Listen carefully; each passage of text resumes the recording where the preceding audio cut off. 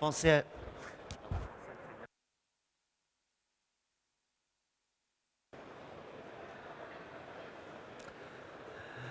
Rapprocher les enjeux de sécurité, des rêves et du quotidien des développeurs.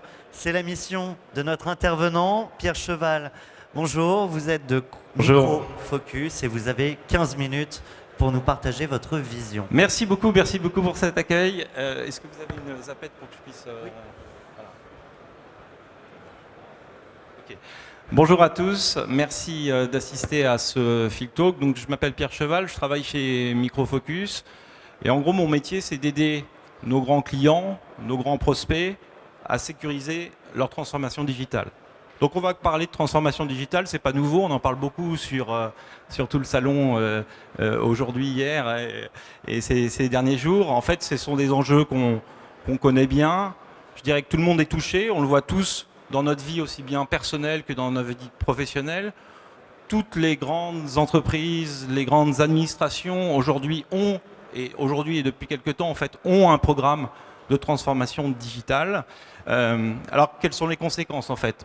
Les conséquences, c'est que ces grands acteurs mettent à disposition de plus en plus d'applications, de plus en plus de fonctionnalités et font de plus en plus de releases en fait. Voilà. Là où autrefois, traditionnellement, ils faisaient une ou deux releases majeures de leur système d'information, aujourd'hui, ils sont amenés à faire 10, 15, 20, 30 releases par mois, par semaine, voire par jour. Donc effectivement, tout ça change et ça a amené en fait à changer leur façon de travailler et de construire ces applications.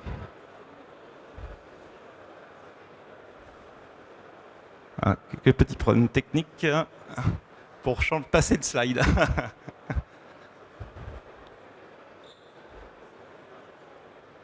Merci. Donc, ce qu'on constate en fait, c'est que aujourd'hui, la sécurité, eh bien, elle doit être au cœur de cette transformation digitale et au cœur en fait des applications qu'on met à disposition sur le marché. Et le constat, c'est que finalement, il existe un fossé encore plus grand que dans le passé entre d'une part les gens qui ont la responsabilité de la sécurité, les RSSI, leurs équipes, et finalement les gens qui fabriquent les applications que sont les développeurs. Si on revient un petit peu sur la nature de ces contraintes, en fait, côté RSSI, qu'est-ce qu'on constate ? Le but du RSSI, c'est de faire en sorte que les applications qui soient livrées soient exemptes de toute faille de sécurité, de toute problématique de sécurité, quoi. Ça devient d'autant plus important en fait que si on regarde un peu les quelques statistiques qui sont montrées ici, 80% des applications aujourd'hui sur le marché contiennent à minima une vulnérabilité dite critique. L'autre statistique finalement sur laquelle il faut s'appuyer, c'est que 90% en fait des incidents sont liés à l'exploitation d'une de ces vulnérabilités, et une vulnérabilité qu'on trouve dans le code applicatif, quoi. Donc c'est une véritable problématique. Pendant des années, les RSSI en fait ont cherché à sécuriser leurs infrastructures, sécuriser leurs réseaux, sécuriser, je dirais, la façon dont on peut accéder aux applications et à toutes ces infrastructures. Mais souvent, la sécurisation des applications du code applicatif n'était pas forcément, où il n'y avait pas eu encore de grandes initiatives. Elles étaient souvent faites en bout de chaîne, plus ou moins manuellement, parfois externalisées. Et ça pouvait fonctionner quand on avait une ou deux releases majeures par an. Ça devient beaucoup plus compliqué aujourd'hui quand on regarde le rythme en fait, qui est imposé par la transformation digitale. Donc après, c'est regarder côté développeur. Côté développeur, eux, leur contrainte, c'est quoi ? Je dois livrer en temps et en heure mes releases, mes applications. Et je prends en fait une pression extrêmement forte des lignes métiers, parce que les donneurs d'ordre de la transformation digitale et en fait de ces applications, ce sont les lignes métiers, quoi, qui leur imposent en fait un rythme effréné, quoi. Alors, il y a eu un certain nombre en fait d'initiatives qui ont été prises en disant, puisque j'ai besoin de livrer toutes ces applications très rapidement, il faut qu'on change la façon de travailler. Donc, on voit un peu partout aujourd'hui des initiatives type agile, c'est-à-dire qu'on développe un peu moins en cycle en V, bien que ce ne soit pas tout à fait vrai non plus, mais un peu plus en agile. Mais ça ne suffit pas. Après, derrière, il faut que toute la chaîne de fabrication, en fait, suive la cadence. Donc, on a vu apparaître des initiatives qu'on appelle DevOps, qui visent en fait à rapprocher les mondes entre la conception de l'application jusqu'à sa livraison en production, et on va chercher à automatiser les choses. Et il y a un certain nombre d'initiatives qui ont été mis en place. Donc, l'idée, en fait, c'est de comment est-ce qu'on peut rapprocher les mondes. Comment est-ce qu'on peut faire en sorte que les impératifs, les enjeux de sécurité des RSSI ne soient pas antinomiques, en fait, de la pression time to market qui est imposée aux développeurs. Et c'est une véritable problématique aujourd'hui. On ne peut plus gérer la sécurité applicative de la même façon qu'on le faisait par le passé. C'est ce que je disais tout à l'heure, en fait. Ça peut plus être fait en bout de chaîne, ça peut plus être fait manuellement, ça peut plus, ça peut plus être décorrélé de la façon dont on fabrique les applications. En fait, l'idée pour approcher les mondes, c'est comprendre les enjeux des uns et des autres. C'est pour ça qu'on dit que la sécurité applicative, c'est l'affaire de tous. C'est l'affaire du RSSI, bien évidemment, mais c'est aussi l'affaire des développeurs et déjà des gens qui sont entre les développeurs et le RSSI, quoi. Et donc, l'idée, ça va être d'intégrer la sécurité dans la chaîne de fabrication de ces applications directement. Et d'automatiser cette sécurité. Puisqu'on automatise la chaîne de fabrication, alors on va automatiser la sécurité dans ces chaînes de fabrication. Donc il y a plusieurs façons en fait, de le faire et de rapprocher les mondes. En fait, c'est de se dire, ces contrôles et ces scans en fait, de sécurité, on va les opérer directement dans des chaînes, par exemple CI/CD. Soit complètement intégré pour automatiser les choses, pour faire en sorte qu'à chaque release, il y ait des contrôles qui soient faits de la façon la plus automatique possible. Mais c'est pas suffisant. En fait, l'automatisation est un des axes, mais c'est pas le seul axe. L'autre axe qu'on va chercher, c'est d'aller chercher les failles de sécurité le plus tôt possible, en fait, dans les chaînes de fabrication. Et c'est d'offrir la possibilité déjà aux développeurs, en allant s'intégrer, par exemple, directement dans leurs IDE, une capacité à aller détecter des failles très tôt. C'est leur offrir la possibilité de faire finalement ce que j'appelle le test unitaire de sécurité, quoi. Pourquoi est-ce qu'on fait ça? Tout simplement, une faille de sécurité doit être vue comme un bug. Peut être vue comme un bug. Et en fait, si on fait une échelle de 1 à 100, si je détecte une faille en production, en fait, ça va me coûter 100. Si je la détecte dans des phases de QA, ça va me coûter 10. Si je les détecte dans les phases de développement, ça va me coûter 1. Alors, ce qui va coûter, c'est pas tant la détection, en fait. Ce qui va coûter, c'est la rémédiation. Plus tard, en fait, on trouve la vulnérabilité ou la faille, plus ça coûte cher pour effectuer cette remédiation. Et ça, c'est pour ça qu'on va chercher à aller chercher, on va essayer de chercher les erreurs très très tôt dans le cycle et directement intégrer dans les IDE et après et en automatisant après dans les chaînes CI/CD.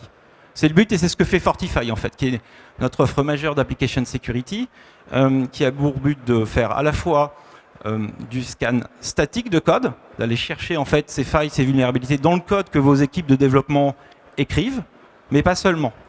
Parce qu'on s'est aperçu aussi que le métier du développeur, il a évolué ces dernières années. En fait, le développeur, il développe de moins en moins, il assemble de plus en plus.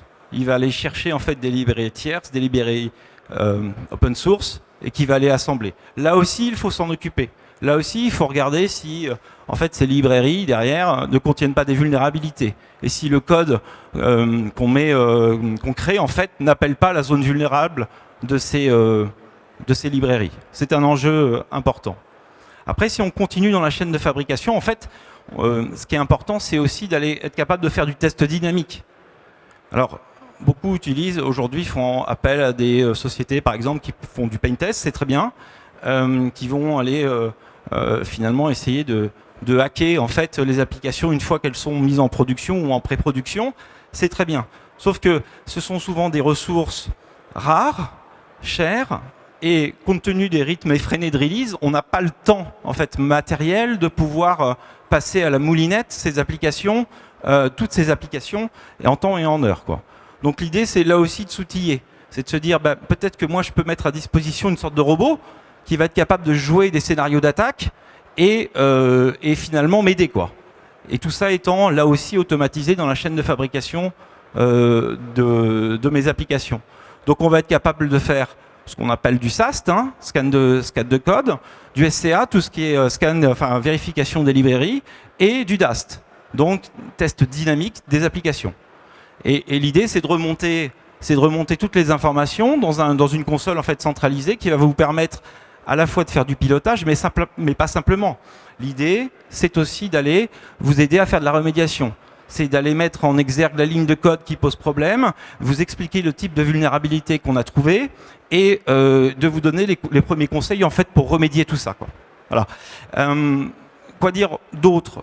Si ce n'est que, en fait, un problème qu'on a constaté, c'est que ce type de solution, toutes les solutions du marché, en fait, sont capables de regarder, les nôtres le fait plutôt pas mal, de regarder toutes les failles, de trouver toutes les failles. Le problème, c'est que ça peut générer du bruit.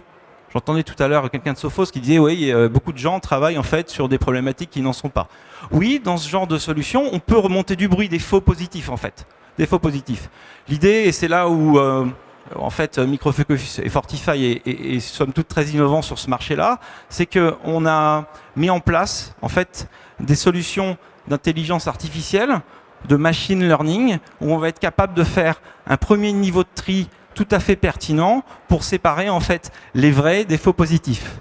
Hein, ce qu'on veut encore une fois, c'est pas être un frein pour les développeurs. Il n'y a rien de pire que de se dire en fait voilà, moi on me demande de corriger des failles de sécurité sur des releases que j'ai faites il y a déjà 2-3 semaines, un mois, alors que moi je travaille sur 2 releases plus loin. Donc on me demande de lever les mains de mon clavier pour aller corriger quelque chose. Et si ce quelque chose en plus n'est pas une faille, c'est terrible. C'est terrible parce que moi je prends la pression en fait de mes lignes métiers pour livrer en temps et en heure.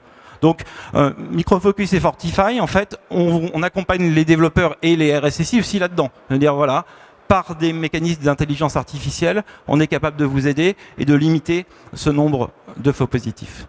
Voilà. En gros, ce qu'on fait, les raisons pour lesquelles on le fait, moi, ce que je peux faire, c'est vous inviter à venir nous rejoindre sur notre stand E4 et on sera à même de répondre à toutes vos questions, de vous expliquer un peu plus en détail ce qu'on est capable de faire et comment on peut vous aider. Éventuellement, là, on me dit que j'ai encore 2-3 minutes. S'il y a quelques questions, je suis prêt à répondre éventuellement tout de suite, ou alors on se retrouve sur notre stand.